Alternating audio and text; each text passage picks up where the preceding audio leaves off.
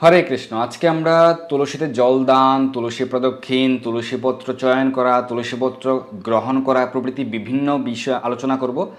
এবং যে বিষয়গুলো আমরা প্রশ্ন পেয়ে থাকি, আপনারা অনেকে প্রশ্ন করেন যে তুলসীতে জলদান করা যাবে কিনা, কোন দিন করা যাবে, একাদশীতে রবিবারে করা যাবে কিনা, তুলসীতে জলদান কোন দিন করা যাবে না, তুলসী পত্র কোন কোন দিন চয়ন করতে হবে, কোন কোন দিন চয়ন করা যাবে না, তুলসীপত্র ভগবানকে কীভাবে অর্পণ করতে হয় এবং তুলসীপত্র কীভাবে গ্রহণ করা যায়, তুলসী পাতা কি যে কোনোভাবেই গ্রহণ করা যায় কিনা, খাওয়া যায় কিনা, এবং তুলসীপত্র কার কার চরণে অর্পণ করা যাবে, এবং তুলসী প্রদক্ষিণ কীভাবে করতে হবে, কতবার তুলসী প্রদক্ষিণ করতে হবে প্রভৃতি বিভিন্ন রকম প্রশ্ন আমরা পেয়ে থাকি। সেই প্রশ্নগুলির উত্তর নিয়ে আজকে আমরা আলোচনা করছি। প্রথমে আমরা তুলসীতে জলদান সম্পর্কে যদি বলি, তুলসীতে জলদানের ক্ষেত্রে অবশ্যই প্রতিদিনই তুলসীতে জলদান করতে পারবেন। অনেকে বলে থাকেন যে রবিবারে জল দেওয়া যায় না, একাদশীতে তুলসীতে জল দেওয়া যায় না, তারা কেউ কোনোদিন কোনো শাস্ত্র প্রমাণ দেখাতে পারেনি। তারা মন করাভাবে সেটি বলে থাকে, তো সেগুলিতে আপনারা কর্ণপাত করবেন না। প্রতিদিনই তুলসীতে জলদান করতে হবে। তুলসীতে জলদান মানে হচ্ছে তুলসী মহারানীর স্নান সেবা। যারা বলে যে একাদশীতে জল দেওয়া যায় না, রবিবারে জল দেওয়া যায় না, তারা হয়তো নিজেরা স্নান করে না। যেরকমভাবে আমাদেরকে প্রতিদিন স্নান করতে হবে, তাই তুলসী মহারানীকেও প্রতিদিনই জল দান করতে হবে, অর্থাৎ স্নান সেবা প্রতিদিনই করতে হবে। কারণ এই তুলসী মহারানীর উদ্দেশ্যে যে আমরা জল দান করি, সেই জল দানের যে মন্ত্র রয়েছে, সেই মন্ত্রে আপনি উত্তর পেয়ে যাবেন। ওম গোবিন্দ বল্লভাম দেবীম ভক্ত চৈতন্যকারিণীম স্নাপয়ামি জগদ্ধাত্রীম বিষ্ণু ভক্তি প্রদায়িনীম স্নাপয়ামি। হে তুলসী মহারানী, আপনাকে আমি স্নান সেবা প্রদান করছি। তাই প্রতিদিনই তুলসীতে জল দান করতে হবে। এবং শাস্ত্রে বলা হয়েছে, যদি কেউ একাদশীতে রবিবারে তুলসীতে জল দান করেন এবং তুলসী বৃক্ষ রোপণ করেন, তুলসী মহারানীর সেবা পূজা আদি করেন, আরতি করেন, তাহলে তিনি ভগবত ধাম, বৈকুণ্ঠ ধাম প্রাপ্ত হন। তো সেই কারণে অবশ্যই প্রতিদিনই করা যাবে। আমরা জেনে গেলাম যে প্রতিদিন তুলসী জলদান করা যাবে, এবং জলদানের যে মন্ত্র সেটি আমরা জেনে গেলাম। প্রতিদিন সকালে এবং বিকেলে আপনারা জলদান করতে পারেন। এখন প্রশ্ন হচ্ছে, তুলসী পত্র চয়ন করার ক্ষেত্রে কোন কোন দিন চয়ন করা যাবে না। তুলসীপত্র চয়নের ক্ষেত্রে বেশ কয়েকটি দিন রয়েছে বা তিথি রয়েছে। সেই ক্ষেত্রে বর্জনীয় সিদ্ধান্ত শাস্ত্রে রয়েছে, যেমন দ্বাদশী তিথি অবশ্যই পরিত্যাজ্য। দ্বাদশীতে তুলসীপত্র চয়ন করা যায় না।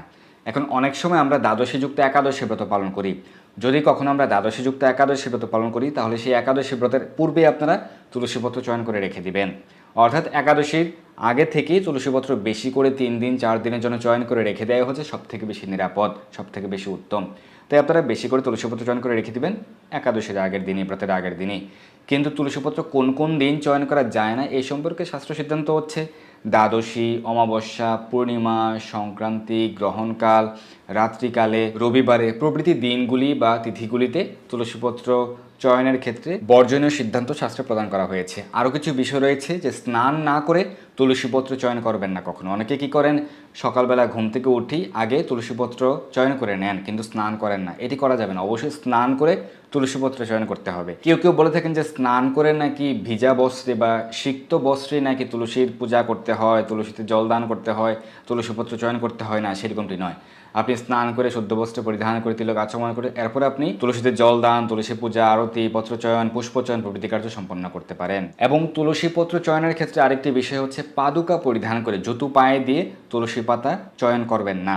কখনোই জুতো পায়ে দিয়ে তুলসী স্পর্শ করা উচিত নয়। এবং পশ্চিমমুখী হয়ে তুলসীপত্র চয়নের ক্ষেত্রেও বর্জনীয় সিদ্ধান্ত প্রদান করা হয়েছে, অর্থাৎ পশ্চিমমুখী হয়ে তুলসীপত্র চয়ন করবেন না। তুলসীপত্র চয়নের ক্ষেত্রে কি মন্ত্র উচ্চারণ করবেন? ওম তুলস্য অমৃত জন্মাসি সদা ত্বম কেশব প্রিয়া কেশবার্থে চিনুমি ত্বম বরদা ভব শোভনে। তো এই মন্ত্রের ক্ষেত্রে যে দ্বিতীয় লাইনটি, সেটি কোনো কোনো শাস্ত্রের ক্ষেত্রে একটু ডিফারেন্ট রয়েছে। কোথাও বলা হয়েছে চিরুমি ত্বম, কোথাও বলা হয়েছে বিচিন্নুয়ামি। তো এই ক্ষেত্রে, এই মন্ত্রের ক্ষেত্রে দ্বিতীয় লাইনের ক্ষেত্রে চিরুমি ত্বম বা বিচিন্নুয়ামি উভয়ই সঠিক। তো আমরা তুলসীপত্র চয়ন এবং তুলসীতে জলদান এই বিষয়ে আমরা জেনে গেলাম। এখন হচ্ছে তুলসী আরতি বা প্রদক্ষিণ বা এই ক্ষেত্রে যে কী মন্ত্র উচ্চারণ করতে হবে। তো তুলসী আরতি আপনারা প্রতিদিন 2 বার করবেন, অবশ্যই ভোরবেলায় এবং সন্ধ্যাকালে, ভোরে এবং সন্ধ্যায়। তো ভোরে মঙ্গল আরতির ক্ষেত্রে যখন তুলসী আরতি করবেন, তখন মঙ্গল আরতিতে ভগবানের আরতি করে, গুরুবৈষ্ণব কীর্তন করে, ভগবানের আরতি করে, নরসিংহ ভগবানের আরতি করে, এরপর তুলসী আরতি। আর সন্ধ্যার ক্ষেত্রে প্রথমে তুলসী আরতি, তারপরে ভগবান শ্রী গৌরসুন্দরের আরতি এবং নরসিংহ আরতি। অর্থাৎ ব্রাহ্ম মুহূর্তের ক্ষেত্রে শেষের দিকে তুলসী আরতি, আর সন্ধ্যার ক্ষেত্রে শুরুর দিকে তুলসী আরতি। এবং তুলসী আরতির সময় যে কীর্তনটি গাইতে হয়, সেটি আপনারা নামহট্ট পরিচয় বা ভক্তিগীতি সঞ্চয় প্রভৃতি গ্রন্থে পেয়ে যাবেন ইস্কন মন্দিরে। নমো নমো তুলসী কৃষ্ণ প্রেয়সী, এই ভজনটি আপনারা কীর্তন করতে পারেন। এবং যখন আপনারা তুলসী আরতি করবেন, সেক্ষেত্রে কী কী ব্যবহার করবেন? ধূপ, দীপ এবং পুষ্প ব্যবহার করবেন।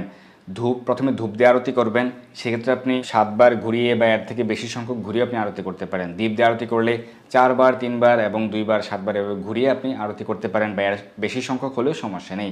এবং এরপর পুষ্প দিয়ে আপনি আরতি করবেন। এবং আরতি করার ক্ষেত্রে যিনি পূজারী তিনি কোনমুখী হয়ে আরতি করবেন তুলসী আরতির ক্ষেত্রে?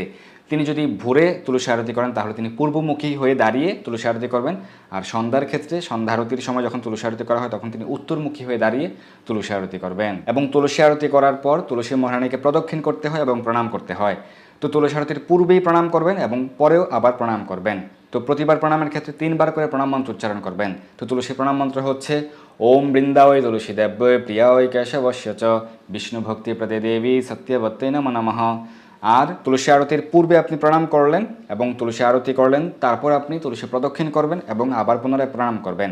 তো তুলসী প্রদক্ষিণের যে মন্ত্র সেটি আপনারা সকলেই জানেন হয়তো, ইয়ানি কানি চপাপানি যে মন্ত্রটি রয়েছে সেটি আপনারা উচ্চারণ করবেন। এবং যখন আমরা পথ চলবো বা তুলসী মহারানীর আরতি করব বা তুলসী প্রদক্ষিণ করব, তুলসী বৃক্ষের ছায়া কখনো অতিক্রম করা উচিত নয়, বা তুলসী বৃক্ষের যে ছায়া রয়েছে সেই ছায়াতে কখনো পা দেওয়া উচিত নয়। এখন আমরা জানবো যে তুলসী পত্র গ্রহণ করার ক্ষেত্রে আমরা অনেকে তুলসী পাতা গ্রহণ করতে চাই, সেক্ষেত্রে কীভাবে গ্রহণ করা যাবে? সেক্ষেত্রে অবশ্যই ভগবানকে নিবেদন করে গ্রহণ করতে হবে। ভগবানকে নিবেদন করা হয়নি তুলসী বৃক্ষ থেকে সরাসরি চয়ন করে তুলসী পত্র গ্রহণ করা বা ঔষধি হিসেবে গ্রহণ করা, এটি উচিত নয়। এক্ষেত্রে অপরাধ হয়। অবশ্যই ভগবানকে নিবেদন করে গ্রহণ করতে হবে। সেক্ষেত্রে ভোগ নিবেদনের ক্ষেত্রে আমরা ভগবানের নৈবেদ্যে তুলসীপত্র অর্পণ করি, ভগবানের চরণ কমলে তুলসীপত্র অর্পণ করি, সেই প্রসাদে তুলসীপত্র গ্রহণ করা যায়। এবং অনেকে প্রশ্ন করেন যে ব্রতদিনেও কি তুলসীপত্র প্রসাদে তুলসীপত্র গ্রহণ করা যায় কিনা? হ্যাঁ, প্রসাদে তুলসীপত্র ব্রতদিনেও গ্রহণ করা যায়। এবং ব্রতের পরদিন যখন আপনারা পারণ করেন, একাদশীর পরদিন যখন আপনারা পারণ করেন দ্বাদশীতে, সেই পারণের সঙ্গে তুলসীপত্র গ্রহণের, প্রসাদে তুলসীপত্র গ্রহণের অনেক মাহাত্ম্য রয়েছে। শাস্ত্রে বলা হয়েছে যে পারণের সময়, একাদশী ব্রতের পরদিন দ্বাদশীতে পারণের সময় যদি কেউ প্রসাদে তুলসীপত্র গ্রহণ করেন, অন্ন বিশেষ আদি গ্রহণের সময় ভগবানের চরণামৃত তুলসীপত্র গ্রহণ করেন, সেই ক্ষেত্রে তিনি 8টি অশ্বমেধ যজ্ঞের ফল প্রাপ্ত হতে পারেন। কিন্তু তুলসীপত্র গ্রহণের ক্ষেত্রে মনে রাখতে হবে যে ভগবানকে নিবেদন করেই তুলসীপত্র গ্রহণ করতে হবে। অনেকে প্রশ্ন করেন যে চিবিয়ে গ্রহণ করা যাবে কিনা, নাকি গিলে গ্রহণ করতে হবে? এটি যে কোনো প্রকারই গ্রহণ করা যাবে, কারণ আমি ভোগবুদ্ধিতে তুলসীপত্র গ্রহণ করব না, এরকমটি আমাদের আচার্য বাক্য। শ্রীল ভক্তি সিদ্ধান্ত সরস্বতী ঠাকুর প্রভুপাদ বলেছেন যে ভোগবুদ্ধিতে তুলসী গ্রহণ করা উচিত নয়, ভগবান শ্রী বিষ্ণুর প্রসাদ হিসেবেই তুলসী গ্রহণ করা উচিত। এই সম্পর্কে আমাদের বিস্তারিত আলোচনা রয়েছে। তুলসীপত্র আপনি গিলে হোক বা চিবিয়ে হোক যে কোনো প্রকারে গ্রহণ করতে পারবেন আপনার সুবিধা মতো। কেউ কেউ বলে থাকে যে তুলসী পাতা অবশ্যই চিবিয়েই গ্রহণ করতে হবে, না, সেরকমটি নয়। এখন প্রশ্ন হচ্ছে তুলসী পাতা কার চরণে অর্পণ করা যাবে? এক্ষেত্রে শুধুমাত্র বিষ্ণু তত্ত্বের শ্রীচরণ কমলে তুলসীপত্র অর্পণ করা যাবে, অর্থাৎ ভগবানের চরণ কমলে তুলসীপত্র অর্পণ করা যাবে। গুরুদেবের চরণে দেয়া যাবে না, গুরুবর্গের চরণে দেয়া যাবে না, কোনো দেবদেবীর চরণে তুলসীপত্র দেয়া যাবে না, কোনো জীবতত্ত্বের চরণে তুলসীপত্র দেওয়া যাবে না। শুধুমাত্র ভগবানের চরণ কমলেই তুলসীপত্র অর্পণ করা যাবে। অর্থাৎ আপনি বিষ্ণু দত্তের চরণ কমলে তুলসীপত্র অর্পণ করবেন, ভগবান শ্রীকৃষ্ণ চরণ কমলে, ভগবান নরসিংহদেবের চরণ কমলে, ভগবান শ্রীরাম, ভগবান শ্রী লক্ষ্মণ, ভগবান শ্রী জগন্নাথ, ভগবান শ্রী বলদেবের চরণ কমলে, কৃষ্ণ বলরামের চরণ কমলে। এবং আপনি যদি পঞ্চরত্নের ক্ষেত্রে অর্পণ করেন সেক্ষেত্রে সর্বমধ্যখানে রয়েছেন ভগবান শ্রীমন মহাপ্রভু, শ্রীমন মহাপ্রভুর চরণ কমলে অর্পণ করবেন, এবং শ্রী নিত্যানন্দ প্রভুর চরণ কমলে এবং শ্রী অদ্বৈত আচার্য প্রভুর চরণ কমলে তুলসীপত্র অর্পণ করবেন। ভগবান নারায়ণ, ভগবান শ্রী বিষ্ণু, ভগবানের যত অবতার রয়েছে শুধুমাত্র বিষ্ণু তত্ত্ব, সেই ক্ষেত্রে চরণ কমলে তুলসীপত্র অর্পণ করা যাবে। এবং কৃষ্ণ ভক্তগণ শ্রীমতী রাধারানীর চরণ কমলেও বা লক্ষ্মীদেবীর চরণ কমলেও তুলসীপত্র অর্পণ করেন না।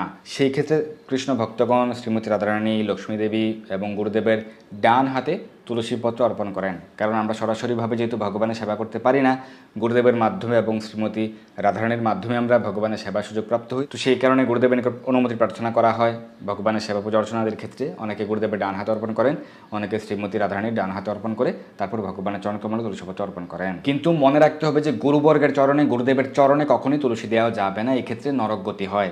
কখনোই গুরুদেবের চরণে আপনারা তুলসীপত্র দিবেন না। অনেকে প্রশ্ন করেন যে কোন তুলসী ভগবানের পূজায় লাগে, কৃষ্ণ তুলসী নাকি শুক্ল তুলসী? শুক্ল তুলসীকে অনেকে হরিত তুলসী বলে থাকেন।